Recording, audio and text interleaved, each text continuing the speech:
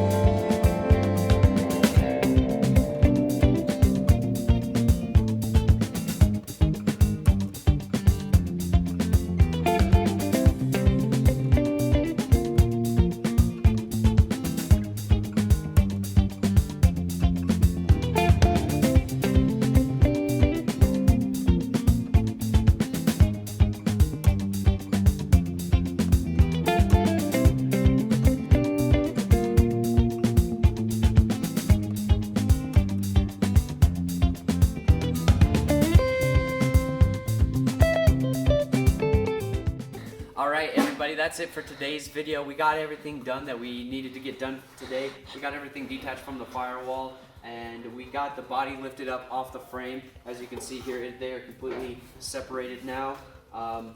So the next step to do is get all the rust patched on it, get it repainted so we can get it put back together. So we'll see you guys later.